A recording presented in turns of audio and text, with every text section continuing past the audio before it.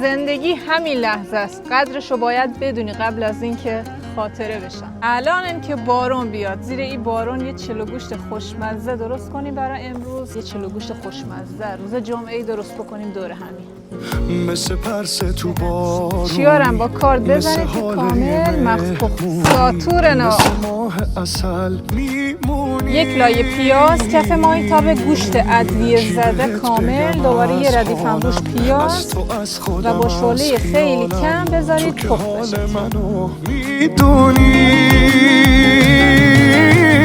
پای این همه خاطر با دل خون اما که برم خونه نهار بخوریم. اصلا یه وضعی اینقدر شدت بارون زیاده که ما خوندیم خونه همچه چلو گوشت خوشمزه و مجلسی درست بکن. بفرمایید حتما امتحانش بکن. عالی.